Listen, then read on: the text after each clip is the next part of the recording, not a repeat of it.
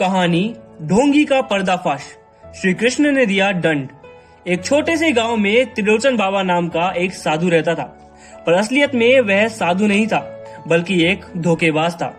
वह लोगों से कहता, मेरे पास अद्भुत सिद्धियां हैं, जो मेरे चरणों में सोना चांदी चढ़ाएगा उसके सारे पाप मिट जाएंगे और उसकी मनोकामनाएं पूरी होंगी। गरीब लोग अपनी गाड़ी कमाई का थोड़ा बहुत हिस्सा चढ़ा देते थे और अमीर लोग नाम दाम के चक्कर में माल चढ़ावा चढ़ाते थे।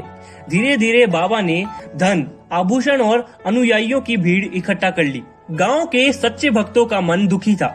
वे रोज श्री कृष्ण से प्रार्थना करते, हे नाथ, हमें इस ढोंगी से मुक्ति दिलाइए। श्री कृष्ण ने अपने भक्तों की आवाज सुनी। एक दिन श्री कृष्ण वेश बदलकर गांव पहुंचे। उन्होंने साधारण ग्वाले की तरह धोती और हाथ में बांसुरी ली। वे बाबा के आश्रम पहुंचे और बोले, बाबा, सुना है आप बड़े ही सिद्ध पुरुष हैं, मुझे भी आशीर्वाद दीजिए ताकि मैं जीवन भर सुखी रहूं। त्रिलोचन बाबा ने मुस्कुराते हुए कहा, सुख चाहिए तो मेरे चरणों में सोना चढ़ाओ, बिना दक्षिणा के वरदान नहीं मिलता। श्री कृष्ण बोले, मेरे पास तो केवल यह बांसुरी है, यही आपको भेंट करता हूँ। बाबा हंसते हुए बोला, यह लकड़ी का टुकड़ा मेरे किस काम का, जाओ सोना चांदी लाओ, तभी कृपा होगी। श्री कृष्ण ने मुस्कुराते हुए बांसुरी बजाई।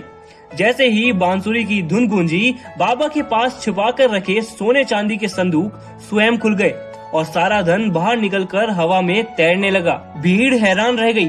श्री कृष्ण बोले, धन का लालच रखने वाला कभी भी सच्चा संत नहीं होता। सच्चा संत तो सेवा, दया और प्रेम सिखाता है। धर्म के नाम पर जो दूसरों को लूटे वह साधु नहीं, ठग होता है। तभी सारा धन गांव के गरीबों और जरूरतमंदों के घरों में बट गया। बाबा के पास कुछ भी नहीं बचा।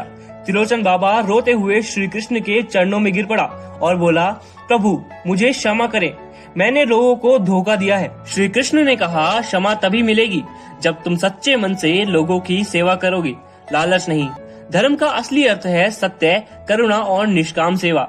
बाबा ने वचन दिया कि अब वह ढोंग नहीं करेगा और गांव के बच्चों को शिक्षा देगा, गरीबों की मदद करेगा। गांव वाले श्री कृष्ण के चरणों में झुक गए।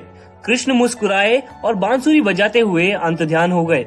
धर्म के नाम पर लूटने वाले चाहे जितने भी चालाक क्यों ना हो, अंततः सत्य और भगवान की न्याय लीला के आगे उनका ढोंग उजागर हो ही जाता है। धन्यवाद।